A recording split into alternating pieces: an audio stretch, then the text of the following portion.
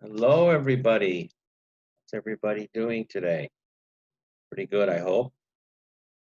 Do we know what class we're in? Is this the literature of the West that we're enjoying so much, finding out about these Western authors, American authors? Okay, do we happen to know what week we're in? Okay, I'll tell you the date first. This lecture is for 7/27/20. That's when you shall receive it. Okay, Monday, 7/27/20. And just to let you know, that will be the fourth week. Okay, and some little additional information. That means the following week, because as I look at the calendar, the 3rd will be a Monday, and that's the week of the midterms. So the following week, I shall not send out a lecture, but just the midterm. And it shall cover the first 3 weeks. Okay. So that being said, make sure you know the weeks that we studied. Who was the first week? Do we remember who the author was from the first week? I've already done a review of that. Do we know who the author was of the second week? Also done a review of that. So the third week. Okay. Maybe I'll give you a little bit more information later if you completely forgot everything. So today, the author, if you look on your syllabus, will be John Steinbeck, person from Northern California, Monterey Bay, to be exact. And it should be pretty straightforward on this fellow. He has some, social issues, but not quite as much as James Baldwin. His writing's not quite as adventurous as Ernest Hemingway.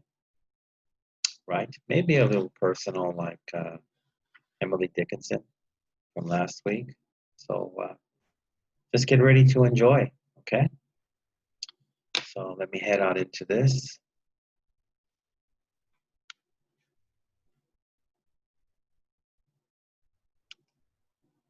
Okay.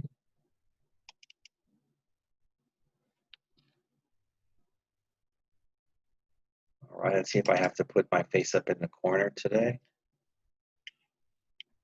Or do I have to hide it? Maybe if it's covering any of the literature, I will hide it. So again, ENG 103, Literature of the West, week 4. Again, this will be for July 27th. Okay? All right. So I shall start. If I stop playing with the, I just get excited and I can't control myself, the things I do. Okay, so obviously I was blocking some text there. So don't worry, I have the book with me as a backup to, cover anything. So we'll get it done. Okay, thank you. All right, Steinbeck John, right? But in English, we always do the first name first, middle name, and last name. So John Ernst, no Ernest, because there's no second E, Steinbeck, born 1902, died to 1968. Okay. Novelist, so he wrote long novels and also short stories. You ready? Good, let's dig into this.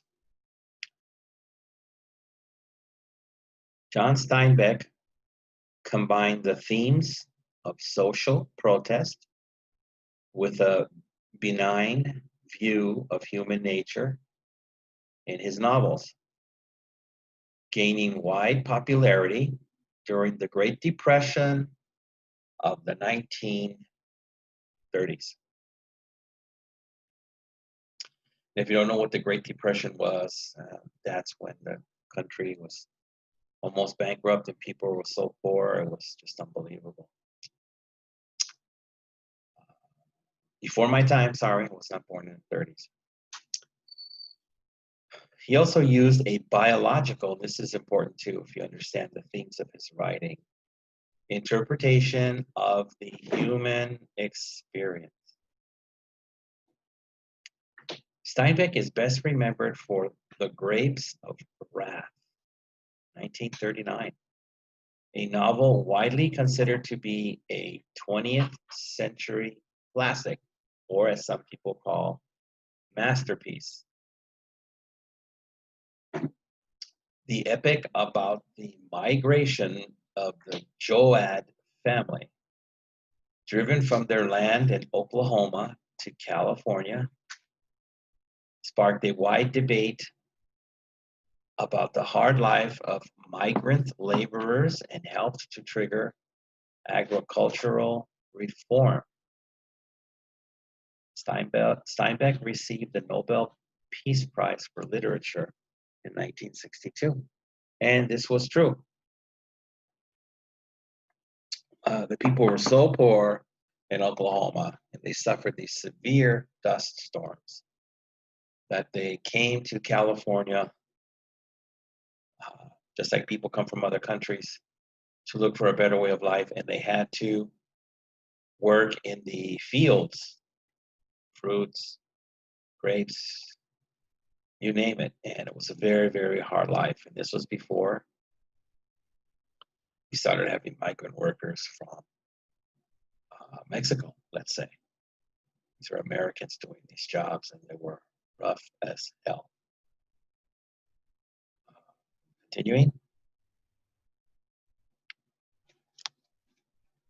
John Ernst Steinbeck was, see, I'm jumping ahead. I actually, on this left part of the page here, as you can see, I have 2 questions here for you. Hey, I know everybody's happy about that. So let me get to the whiteboard. Get the pencil. I almost forgot. I don't want to take it too easy on you guys.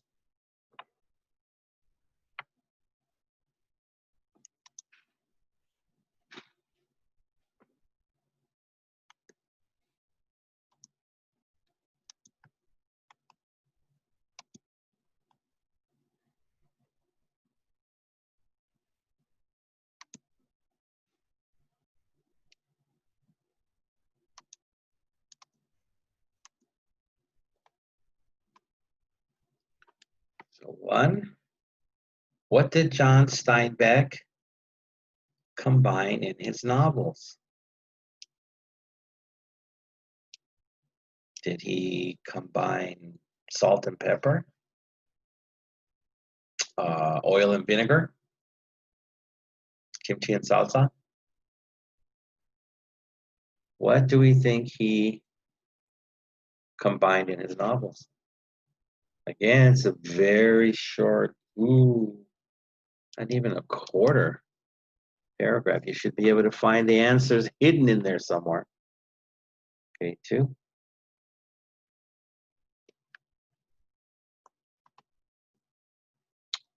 You separate that.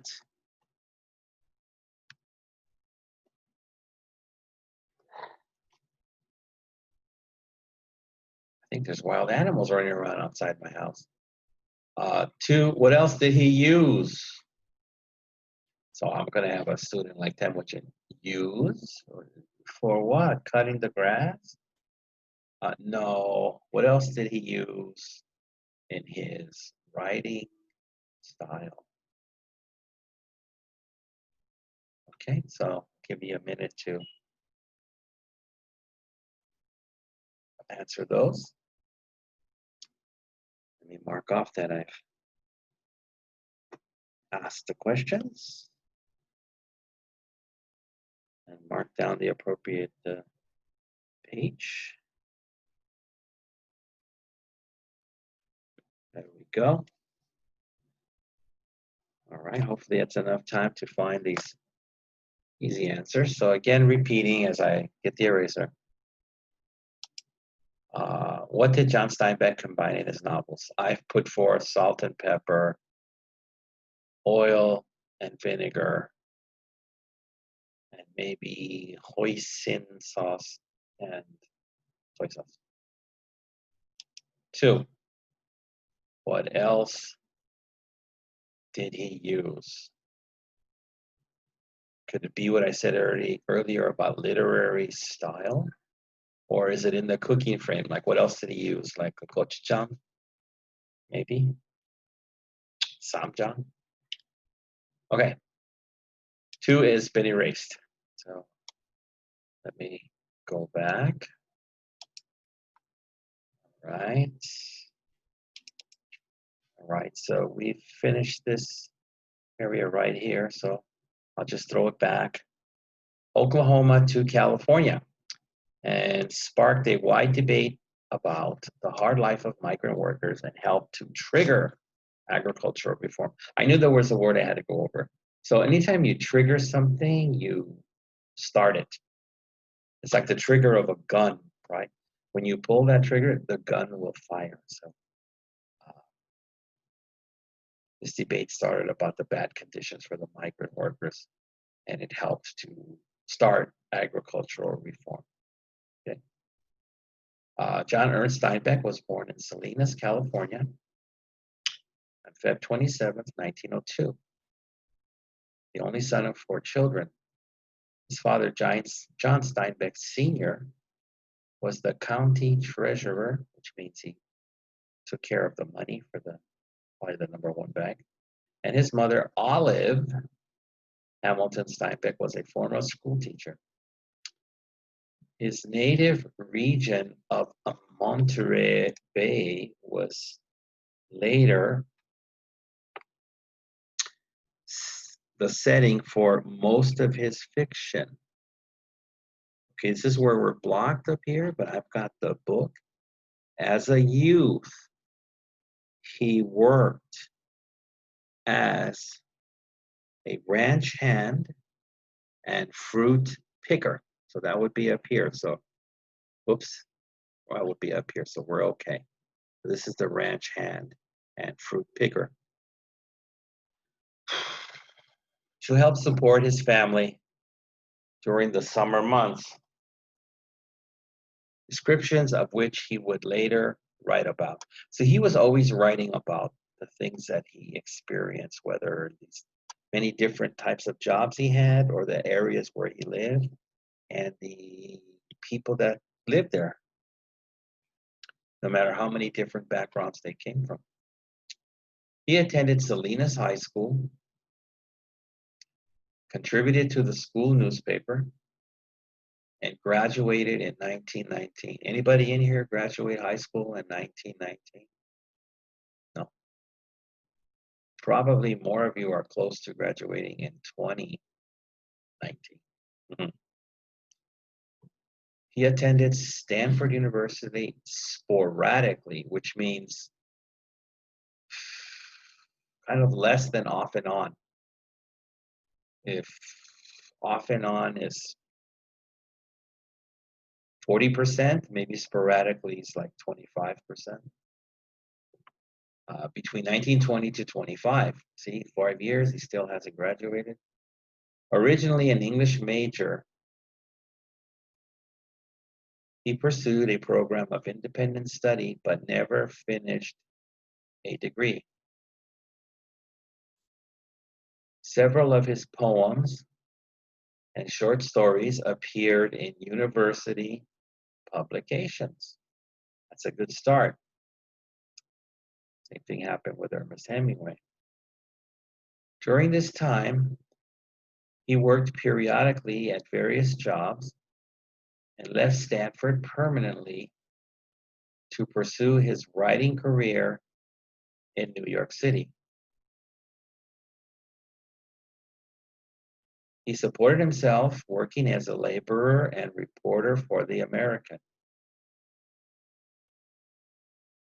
However, He was unsuccessful in getting any of his creative writing published and finally returned to California. And, that was the routine also for writers back in the day. Most of Hollywood was not Hollywood. And they would always say, you want to become a successful actor, you better go to New York. So, and a lot of them didn't catch the big break and had to return home. His first novel, Cup of Gold, 1929,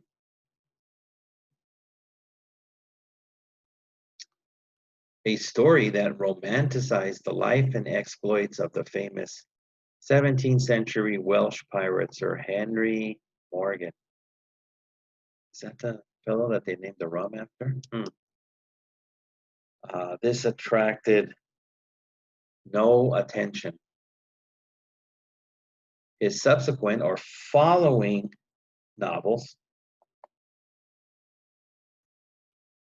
The Pastures of Heaven, pastures is where you have animals eating and doing certain things, and To a God Unknown were also poorly received, which means they were not popular.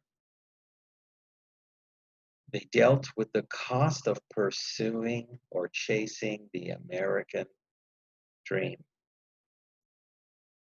To support himself, Steinbeck continued to work as a manual laborer so that he could spend his evenings writing.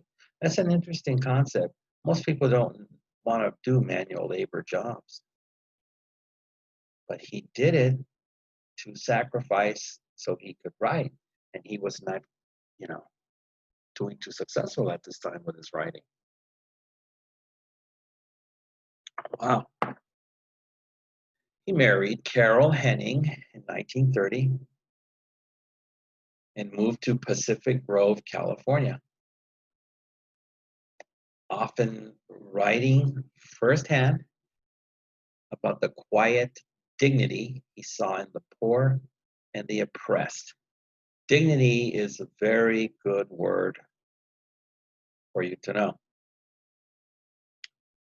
Dignity is what we call a quiet pride that he saw in the poor and oppressed. They were not, let's say, foolish people, not smart people, had to do the work because they wanted to live here and survive, but they had a quiet pride about themselves that he noticed and respected, and whom he had seen growing up. Steinbeck became a master at depicting or showing characters who were trapped in an unfair world. So a lot of his writing centered around people that were just as smart as anyone else or capable, but they were born poor or in bad circumstances and they had to suffer. But again, he saw quiet dignity in these folks. In Pacific Grove, Steinbeck met Edward Ricketts, a marine biologist whose views on the interdependence of all life deeply influenced Steinbeck. So interdependence means,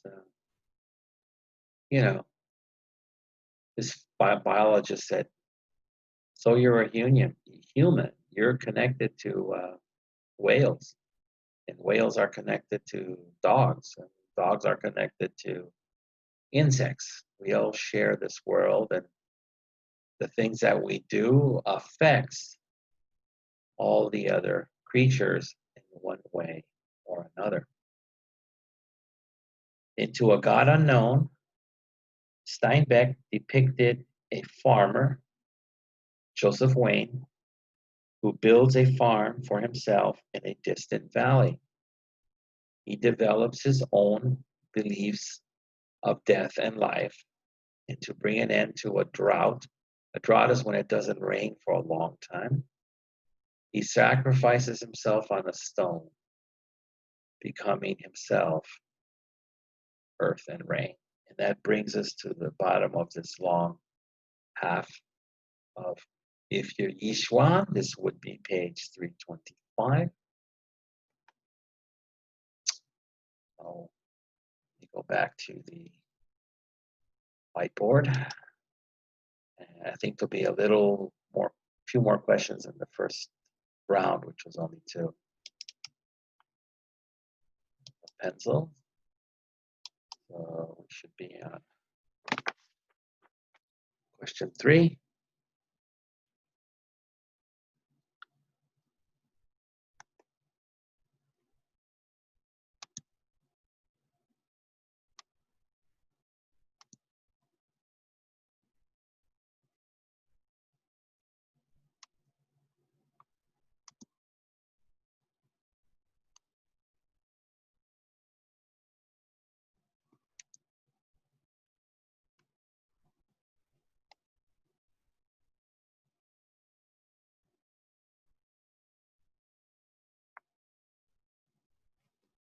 Oops.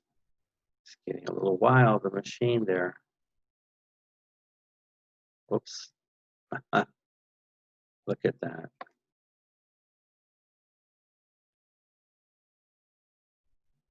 It's giving me a hard time. Maybe it's haunted. All right, finally got that done. Where was the setting for most of Steinbeck's fiction? What that means is what area, what city did he write about most often when he wrote fiction stories? Was it Beijing? Was it Kalimpong, Seoul? Was it Wuhan in China? Or maybe Ibaraki in Japan? Where was this setting?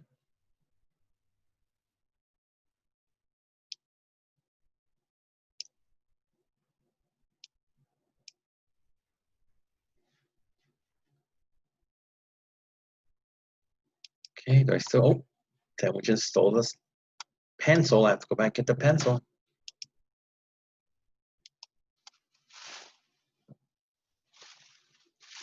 Here's 4.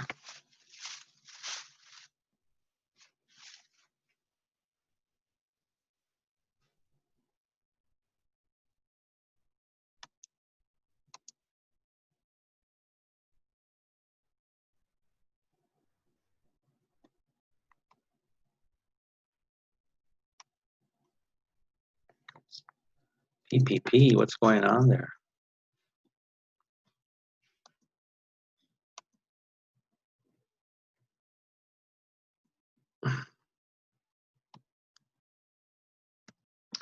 Question 4, where did he pursue or chase, go after his writing career? Again, I'm looking for a city in this answer. Did he go to Las Vegas to write? Did he go to San Francisco? Or did he go to Tokyo? Right? Where did he go to pursue his writing career? All right. Good. I still kept my pencil. Pretty didn't steal it. On to question 5. Pretty straightforward questions here. You can get straightforward information. No problem.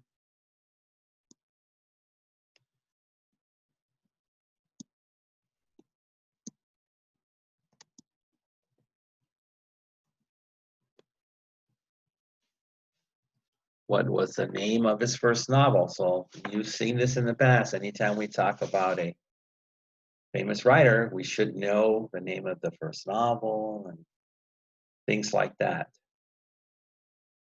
So you should be able to find that without too much struggle. What was the name of his first novel? Chickens Never Sleep? Or Baboons Make Bad Accountants? You should be able to find it. Okay, time for número 6.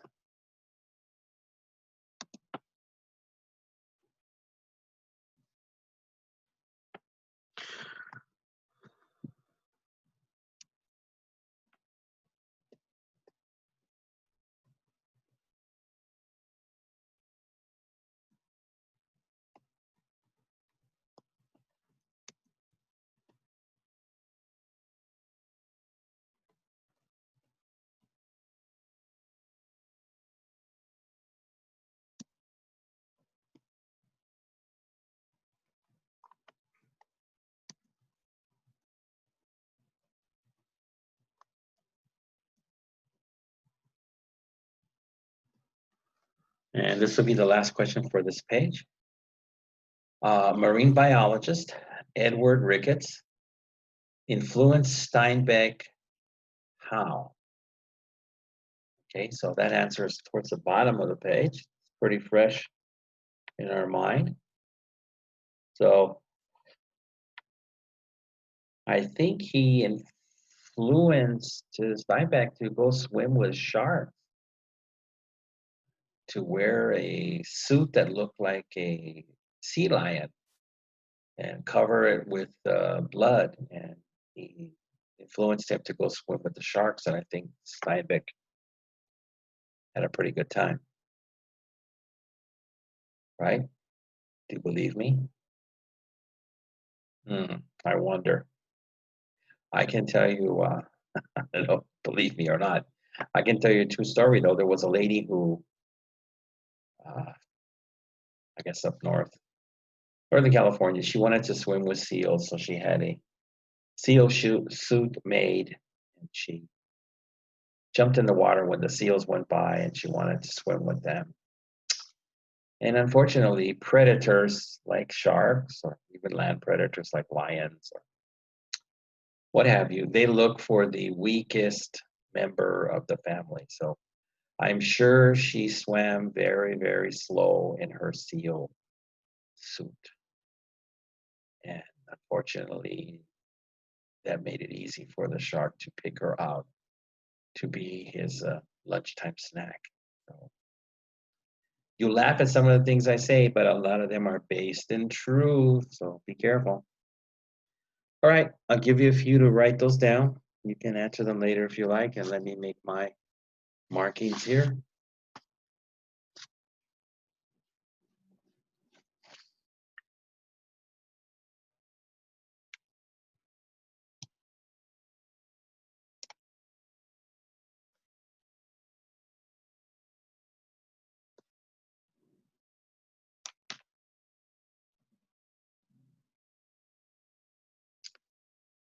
I hope Titan is doing well today.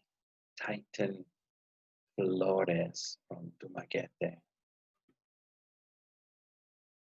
Or is it Davao? Oh, yeah, she's an ex-girlfriend of, should I say his name? He's the president. Who doubled down Duterte. Yeah. Okay, I think that's enough time. Got the eraser. Number twee. Where was the setting for most of Steinbeck's fiction? I'm guessing Las Vegas, but you don't have to believe me. 4. Where did he pursue his writing career?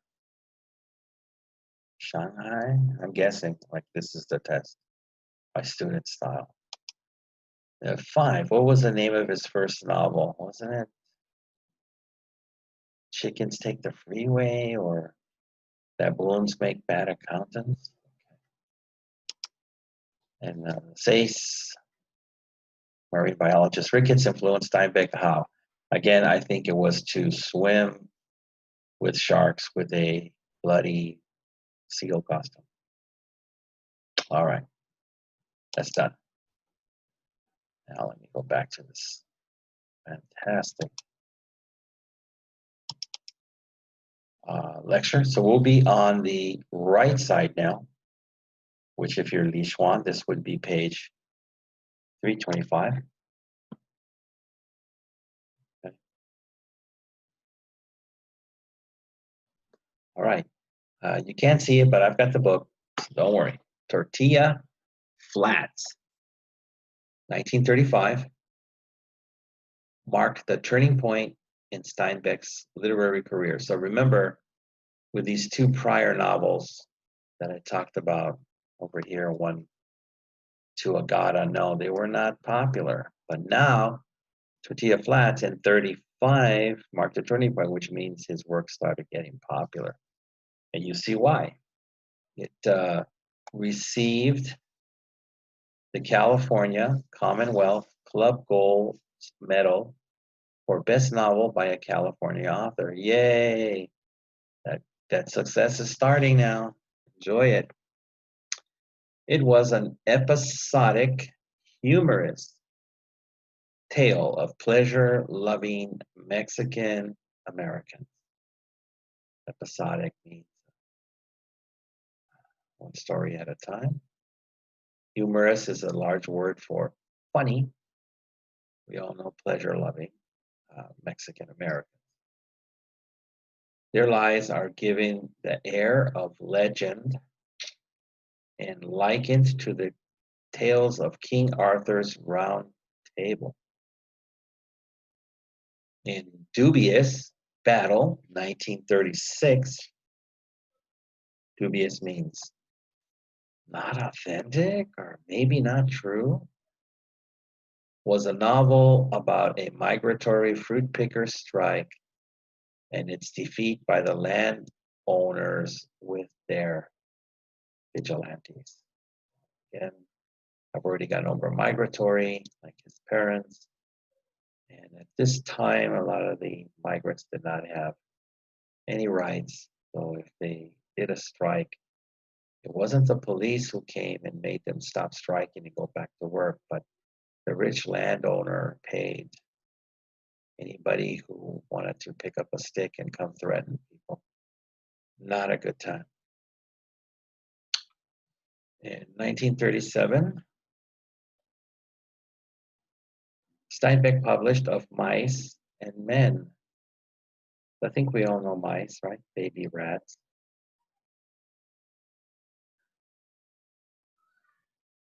A tragic story of two itinerant farm workers yearning, which means yearn is like a hunger. So they had a hunger for a small farm of their own they wanted. It was a story of shattered dreams and became Steinbeck's first big, huge success. The novella Red Pony was released the same year and is considered among many critics to be among Steinbeck's finest works. The first two sections of the story sequence or order, The Gift and The Great Mountains, were published in the North American Review in 1933. In the third section, The Promise, did not appear in Harper's until 1937.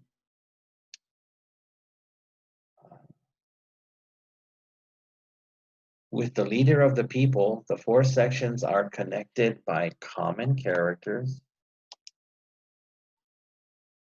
settings, and themes.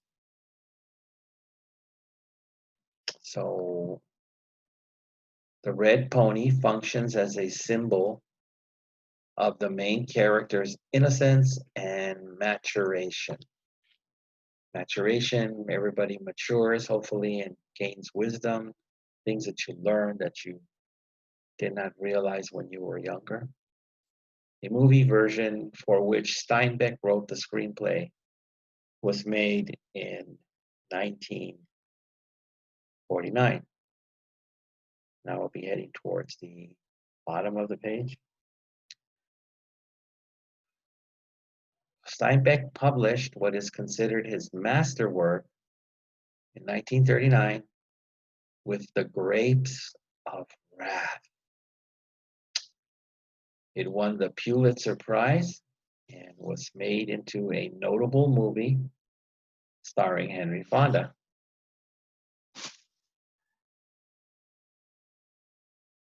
For The Grapes of Wrath, Steinbeck traveled around California migrant camps in 1936. Fleeing, or means running away from publicity, followed by the book's success, Steinbeck went to Mexico in 1940 to film the documentary Forgotten Village. During World War II, Steinbeck was a war correspondent for the New York Herald Tribune in Great Britain and the Mediterranean Sea. Some of his dispatches were later collected and made into Once There Was a War, released 1958. He also wrote government propaganda in the form of The Moon is Down, 1942, which depicted or showed a resistance movement in a small town occupied by Nazis. In 1943, Steinbeck moved to New York City, his home for the rest of his life. His marriage to Carol, and coincidentally, this perfectly ends the bottom of the right side of 325. Okay, so you know what that means. Questions are a coming, right? So back to the whiteboard.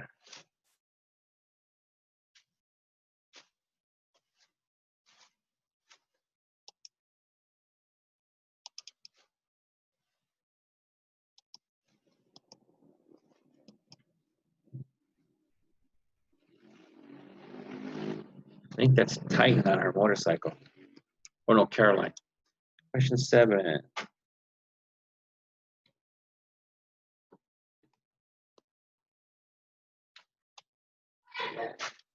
I think that was an elephant.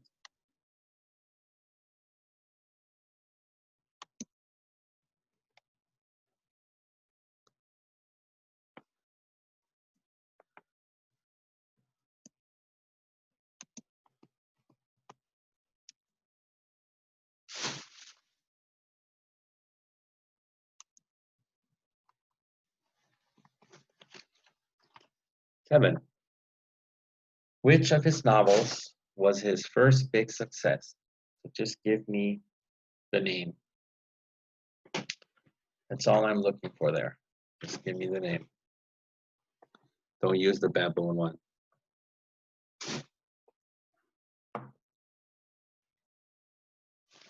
Okay.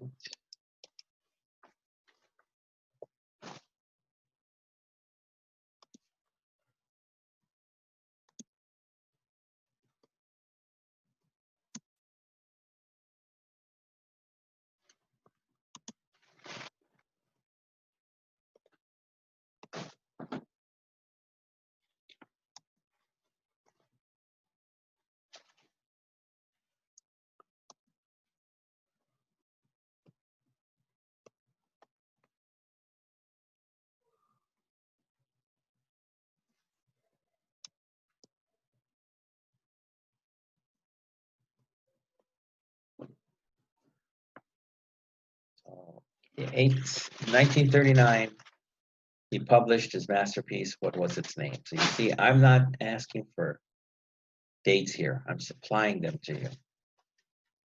Just give me the name of his masterpiece. Maybe that was the chicken one. I don't know.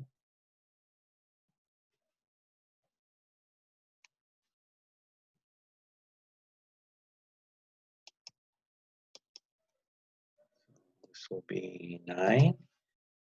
Do you want that to be the last question on this page? Or do you want me to write 10 more? It's up to Ken. Or Inky. Inky says this is the last one. Okay. She's not brave today. So 9 is going to be connected to 10 or 8. Once you have the answer for 8, you can easily do 9.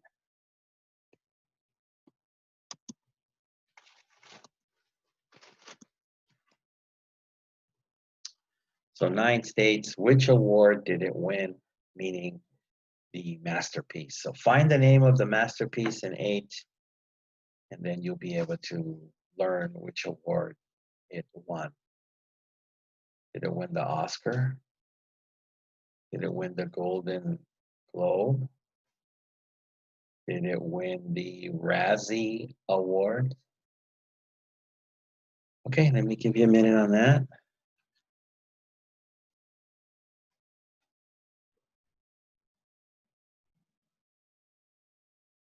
Mark off my page. That would be the complete finish of 325, Mr. Schwab. I will mark off the questions I asked you. So far I've asked you 9. I think Inky said she wanted a total of 20. So let me go for that eraser.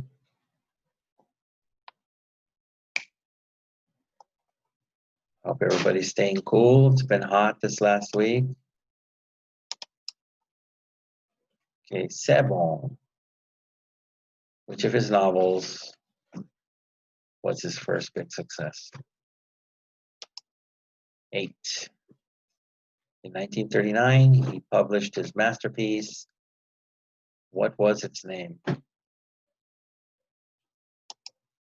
9. Which award did this masterpiece win? Okay, back to the screen. Back to reading. Okay, so we finished down here.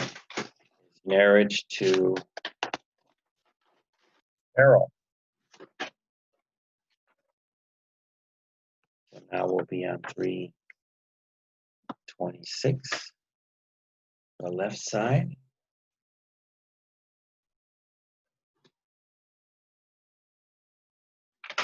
Okay, settings and themes.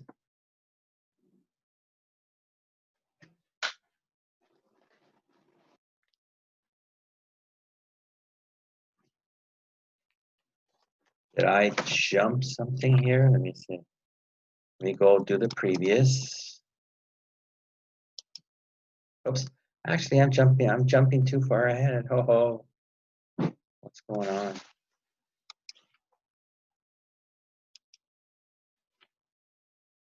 Okay, so we ended down here.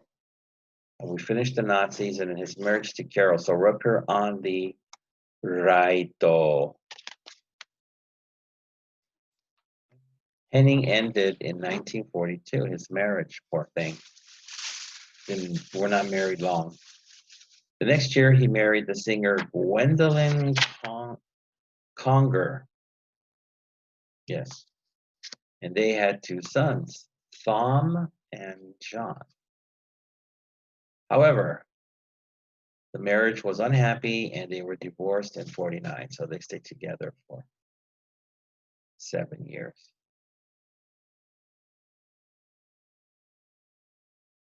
His immediate post-war work, which means after the war, World War II. Cannery Row, 1945, published. The Pearl, 1947, and The Wayward Bus, 1947, reflected or showed a bitterness against the greedy elements of society that Steinbeck felt had made the war possible. Interesting. Cannery Row returned to the world of tortilla flats, again, up in Northern California. The novel was an account of the adventures and misadventures. Adventures are considered to be good. Misadventures are bad adventures of workers in a California cannery and their friends. And cannery, if you don't know what a cannery is, you know how you get the canned tuna, uh, your small little anchovies? They run those through a conveyor belt, and then most people that work there, they have to put all that stuff inside the can. Its sequel, Sweet Thursday, appeared in 1954.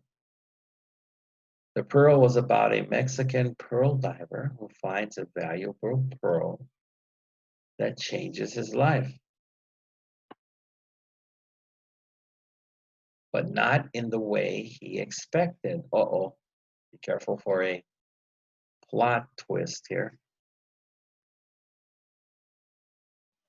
Steinbeck wrote the script for the film version of The Pearl, 1948.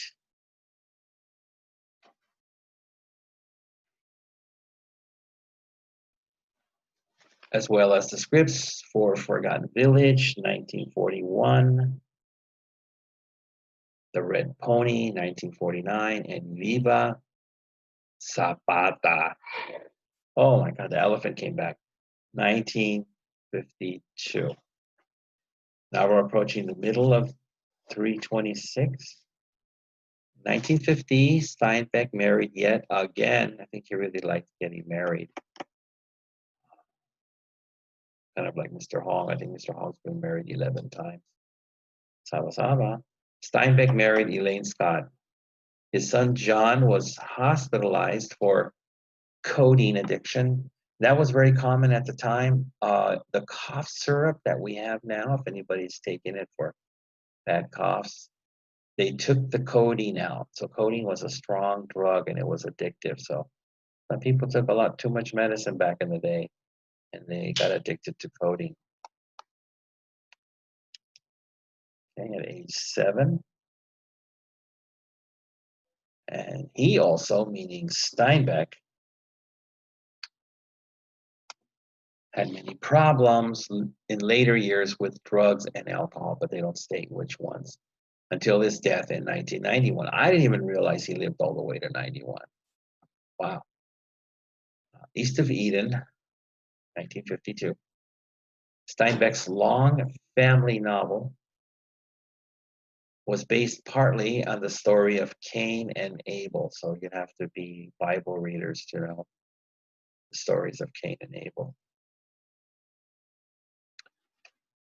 The story is set around the start of the 20th century and explores the saga or life story of two families whose history reflects the formation of the United States. The second half of the book focuses on the lives of the twins, Aaron and Caleb, and the woman between them. This novel also was adapted into a film starring the famous teen idol, James Dean. If you don't know who James Dean is, just walk around Hollywood Boulevard and go through the shops, and I'm sure you'll see his photo or paintings next to the other people who died young and have been immortalized, Elvis Presley and Marilyn Monroe. And that brings us to the bottom of the page. Steinbeck spent a year in England. Again, so remember, this is after 55. And when he returned to the United States, he traveled around his country with his poodle, which is a little yip yip doggy, Mongeri, Charlie, and published Travels with Charlie in Search of America in 1962, a memoir of the trip. The Winter of Our Discontent, and discontent means when you're unhappy with something or someone, set in contemporary, or what was called at the time modern America, was Steinbeck's last major novel. Would that be a question I asked? What was his last major novel? Maybe I won't ask it. Again, donations to my email. And continued his exploration of the moral dilemmas, problems involved in being fully human. Is everybody fully human in this class? I might not be fully human. I have a lot of bear blood on my father's side, so probably not fully human. The book was not well received, meaning not popular.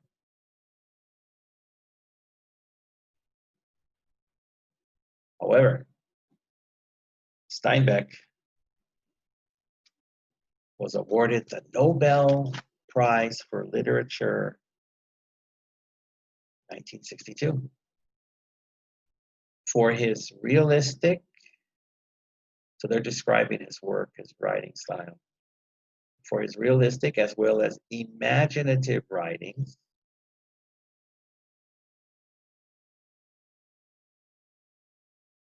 distinguished by a sympathetic humor and keen means sharp or intelligent, social perception, so he was always observing different classes of people, different races of people, and how they were surviving. In his Nobel acceptance speech, Steinbeck said, the writer is delegated to declare. Delegated means chosen. Declare means to support or give a statement. And to celebrate man's proven capacity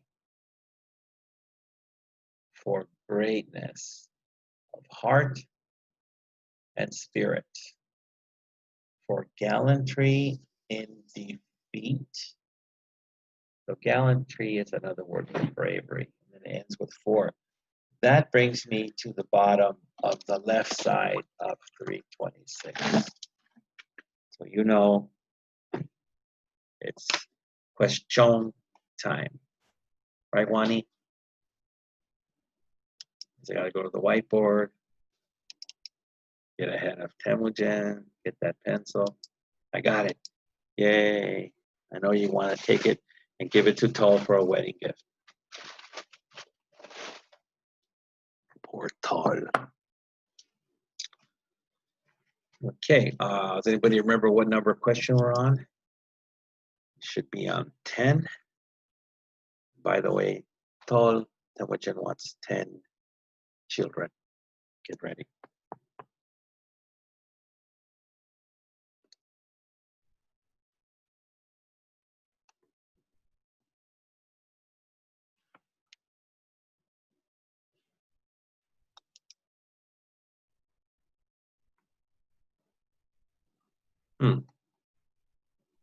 What happened to my, there it is.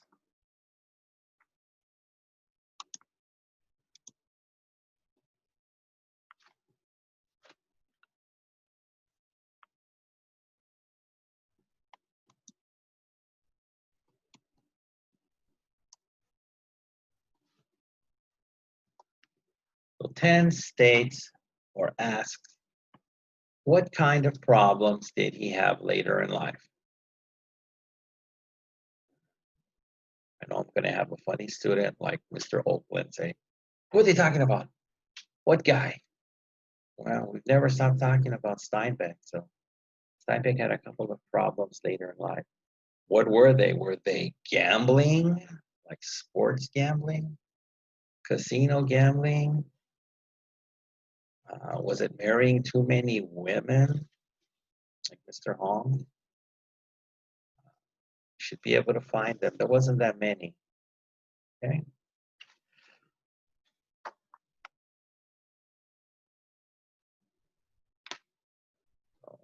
Next question should be 11.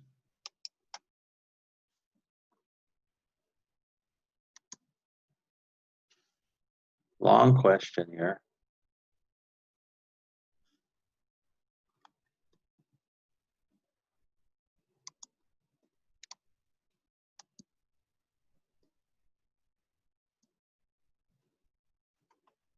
Oops, let me space this.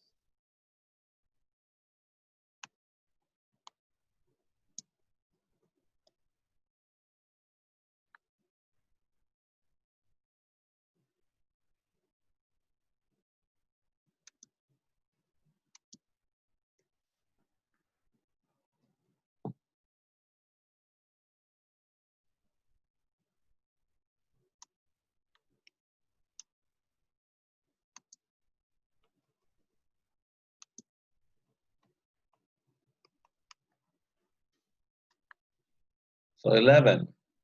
When he won the Nobel Peace Prize in 1961, how was his writing described? Sloppy, dirty, violent, greasy, salty, frequent. Who knows? But if you look at the material, you will find the answer all on how his writing was described from the people who were giving him the award, no less. Okay, 12. I think, Brevi, okay, thanks for giving it back. I think 12 is going to be my last question on this page. Oops. I think I'm only going to ask 2. Oh my God, I'm being too kind. I have to look for another question. That's not enough. Okay. You know what? Hey, I guess I decided prior I only wanted to ask 10 and 11, so I guess I have to force myself to be kind. I don't want to see Munkbayar and Inky start crying. Or I think I have a new student, Togs Chakal. I don't want them to be crying. So guess what? I'm only going to ask 2 on the left side of 326. I must be getting weak. Okay. So I'll give you a minute to write those down. Let me mark off that I asked them.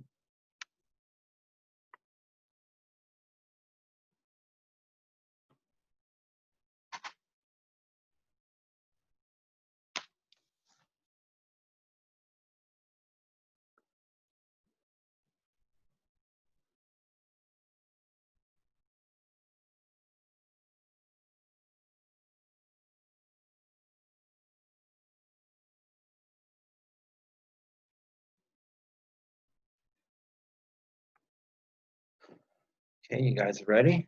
Get the eraser. 10. What kind of problems did he have later in life? Again, I'm going to say, he had women problems or gambling problems going down to the Bellagio, Vegas, or Caesars. So I can erase that one. 11. He won the Nobel Peace Prize in 61. How was his writing described? Again, I gave you some hints there. Greasy, sloppy, jumpy, nervous, itchy, scratchy. Okay? Or am I trying to trick you? I would never do that. 11 is gone. Now we're going to go to the last page. Hey, the last page. So you see we stopped at in defeat, gallantry or bravery defeat 4. And believe it or not, this area right here might be the end of our reading. I don't like that. What did you say, Inky? You wanted me to add 10 more pages? That sounds good. Okay, let me finish this first. So Again, gallantry in defeat, bravery in defeat for courage, compassion, and love. We know courage means bravery, like the lion. Compassion means to have sympathy for another person's situation, usually not a good situation. Love, I don't know what that means. I think I'm going to have to ask Caroline, what is love? Pamela said it was a bad thing, but I'm hoping Caroline tells me something different. Or maybe Todd. Continuing, in the endless war against weakness and despair. Despair is when you give up hope. These are the bright rally flags of hope and emulation. And emulation is when you mimic or try to copy someone and do the same thing that they do. I hold, and this is Steinbeck speaking, I hold that a writer who does not passionately believe in the perfectibility of man, so of man to become perfect, has no dedication nor any membership in literature. So what Steinbeck's trying to say there is, if a writer does not believe passionately, I have to ask you what passion means. I know passion fruit. If they don't believe passionately in the perfectibility of man, then you have no dedication and you should not be writing. That's what it means. You should not have membership in literature, membership as a writer in the Writers Association. Now for the very bottom part. In later years, Steinbeck spent time abroad, which means overseas, including reporting on the Vietnam War,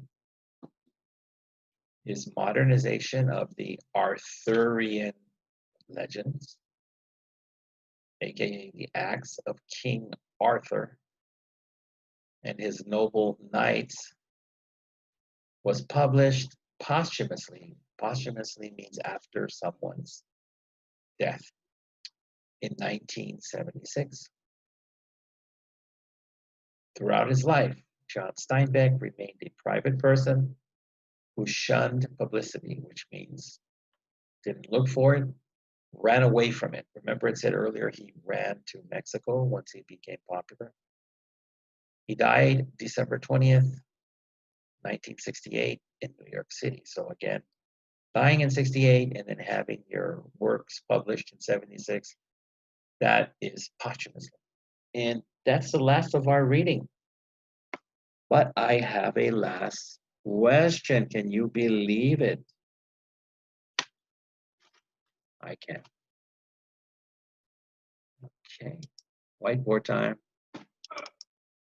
Gosh. Pencil. This will be question 12.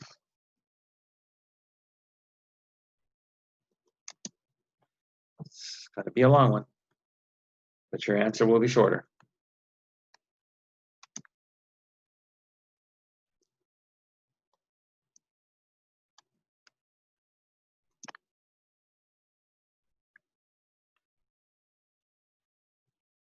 Oops, I didn't separate this.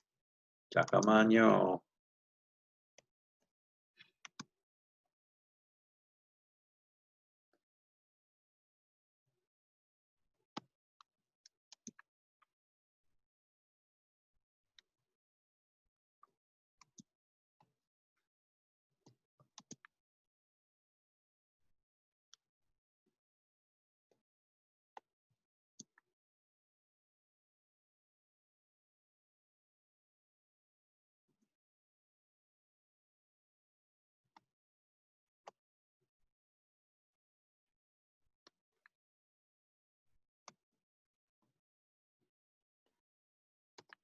Okay, last question for today, at least on John Steinbeck.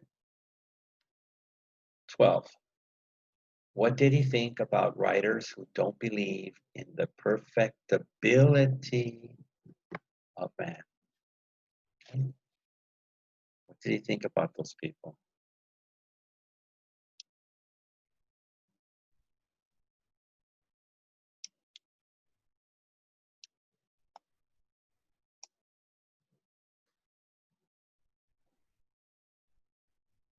I'll give you a minute to write that down. Let me mark off that I finished completely 326. And that I actually asked you the last question. Okay, so I can put that away. You see that we still have time. I've made it a routine, at least in this class, because I can do it in this class. History is a little more confusing to do a review. But again, before I erase 12, let me ask it again. What did he think about writers who don't believe in the perfectibility of man? Did he think they should be sent to prison or combat for 20 years or have the death penalty or to marry a woman that they were not attracted to? That was the penalty.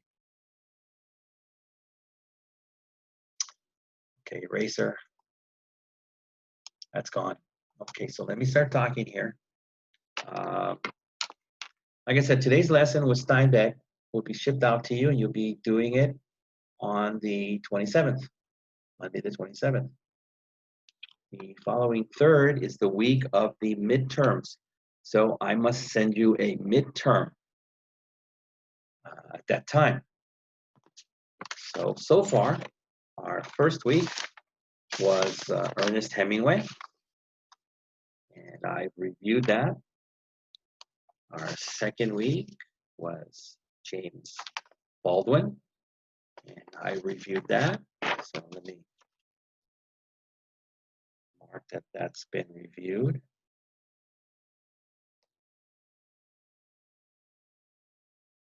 And Ernest has been reviewed. We do these once a week. So last week was the woman, the famous woman, Emily Dickinson. So I have to review her today. So your test, midterm, will just be about these three. Today's information on John Steinbeck will not be on the midterm because I did not have a week to review it with you. So this test will only be about three authors. Steinbeck will have to be pushed to the final. Okay? All right.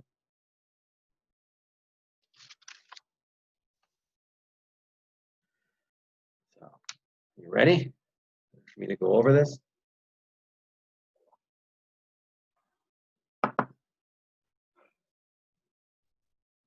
Oh, and again, even though I go over all of these, I'm not going to ask you all on the test. I will be kinder, but I could pull something out of the reading, which means you do have to pay attention to the lecture at least once, even though you'll have the ability to look at it as many times as you want.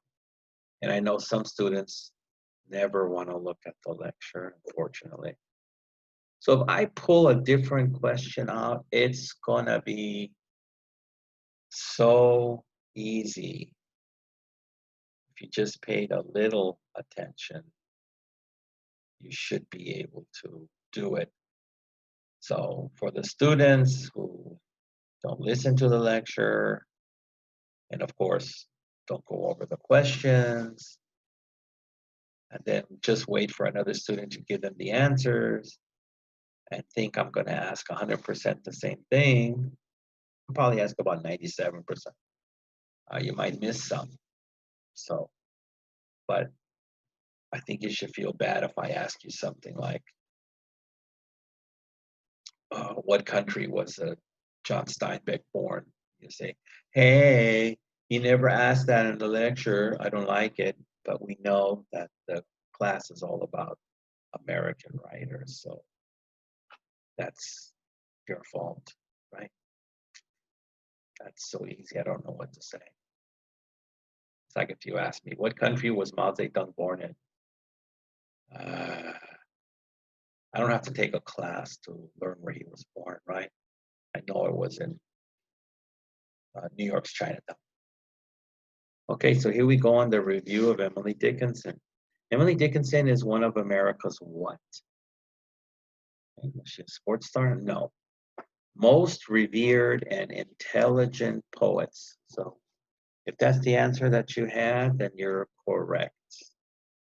And again, like I said, I get some students that, where's the review? I don't know what I'm doing. You know, have a coffee, have a tea, do a backflip, and you'll be okay. Question 2. She wrote tirelessly in poetic form about what? Okay. Was it tacos, hamburgers, and hot dogs? No. God, life, death, and eternity. 3. How many poems did she write in her lifetime? That's a number. Temujin loves those numbers. I think Ken too. I don't think she wrote a small one because she wrote most of her life. So the number I'm looking for here is 1,775 poems. That's a lot. 4. Describe her writing technique. Compressed verse and unconventional rhyming methods. So just remember what it is. You don't have to explain how it is. That would be for a higher level class. 5. Where did she write her first poems as a teenager? Now, if you listen to the lecture, I'm not asking you where, like, did she write them in the restroom? Did she write them at the bowling alley? No, I mean, on what? So, where did she write her first poems as a teenager? Scraps of paper and the back of shopping lists. Like I said, a lot of famous musicians like John Lennon and Paul McCartney did the same thing. Many songs written on napkins where they were having a burger or fish and chips. 6. Emily seemed unable to accept what in her life? This was a big common theme.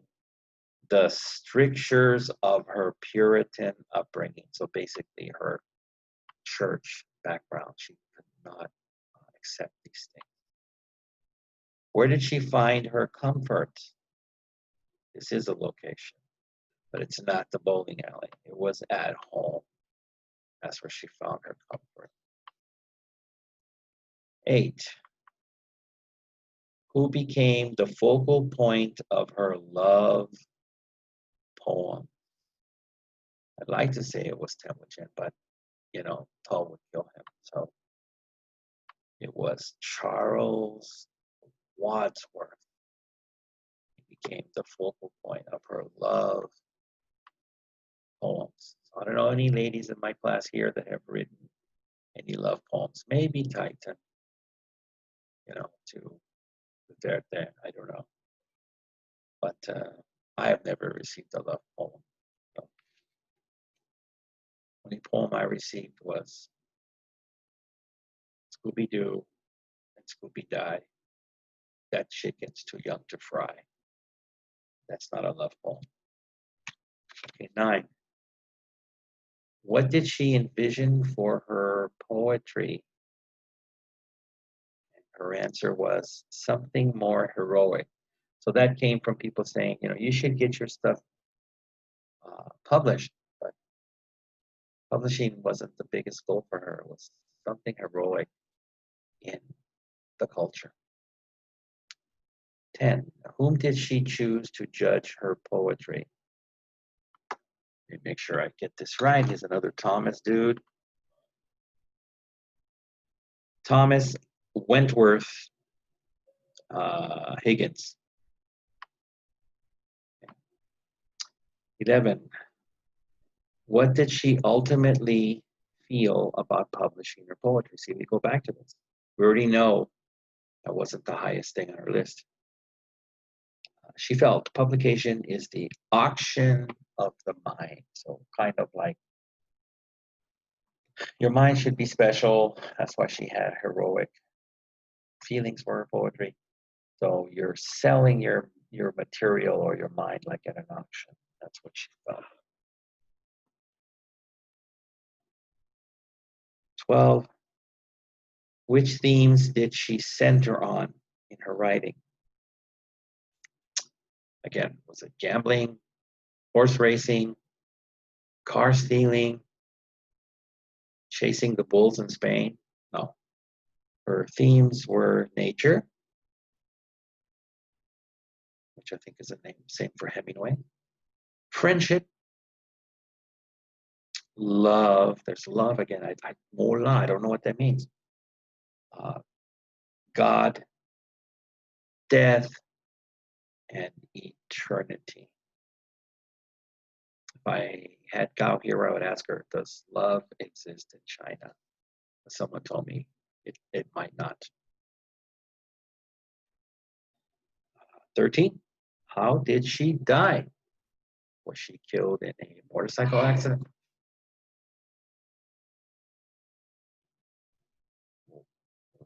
Did she die of old age at 110? No, she died young. She died of streptococcal infection of the kidney. So, that's definitely getting thrown out. I don't need you to try to remember that because that's hard for me. I'm not a doctor. So know for sure that's out. Most of these are out. I'll only ask you like half of these. Maybe one from the writing that you should know, just to keep you honest, especially since a lot of students also take forever. Oh, sorry, teacher, I'm sending the test so late, but I had diabetes for 2 weeks and now I feel better, so it's gone. Okay.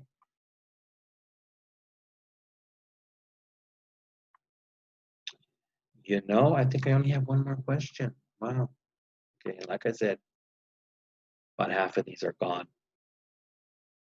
When did her poems finally get published with her true ideas? If you remember the first time they did, the person in charge, he changed things because he could not understand her style. But this made it not the way she intended them to be understood, and they were not popular. So this question, we know later, when did her poems finally get published with her true ideas?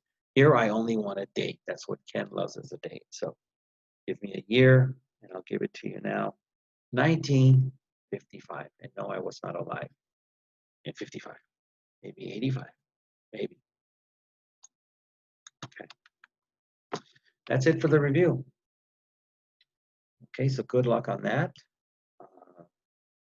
Now we've reviewed Ernest Hemingway, James Baldwin, and Emily Dickinson. And you've just learned about John Steinbeck.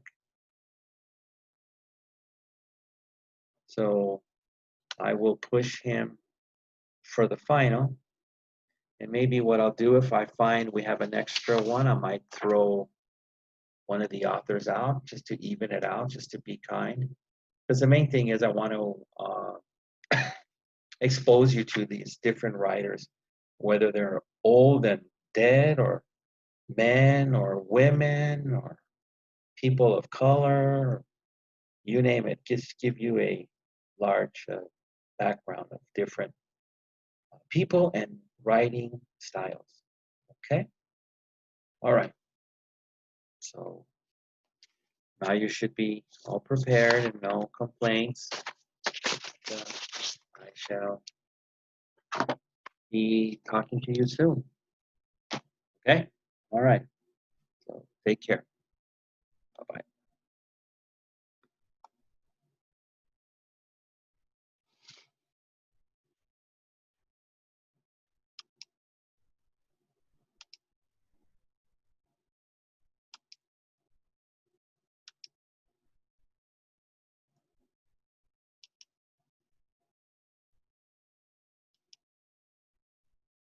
So I shall stop the recording.